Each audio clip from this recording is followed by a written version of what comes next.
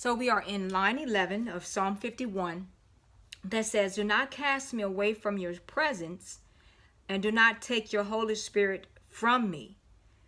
All right, so it gives us a reference scripture in Luke 11:13 that says, if you then, being evil, know how to give good gifts to your children, how much more will your heavenly Father give the Holy Spirit to those who ask him?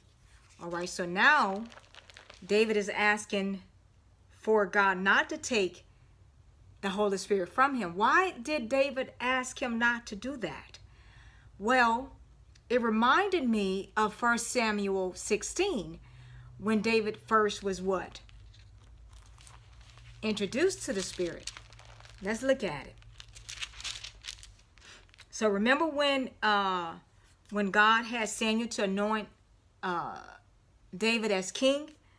Well, and he went through all the brothers, and then David was in the field tending to the sheep, right? And then so here it is. Let's look at 13, and then it says, well, let's go up because I like when it describes little David. It says in 12, 1 Samuel 16:12. So he sent and brought him in. Now he was ruddy with bright eyes and good looking, and the Lord said, arise, anoint him, for this is the one.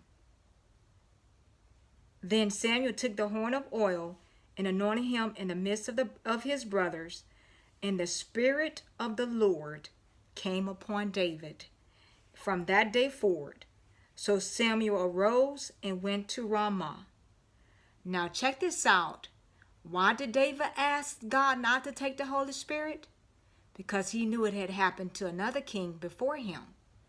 Let's look at what 14 says. In 1 Samuel chapter 16, in verse 14, it says, but the Spirit of the Lord departed from Saul, and a distressing spirit from the Lord troubled him. Huh?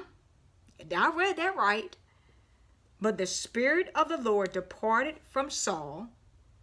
See, it was just, it was just anointed. The Spirit of the Lord came on David.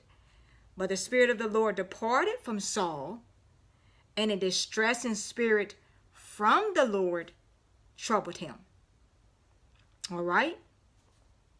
And that's why David, he didn't want to go through that. Because Saul went pretty much crazy after that. He really did. And that's why he reading here in line 11, do not cast me away from your presence. We don't want God to leave us alone. And do not take your Holy Spirit from me.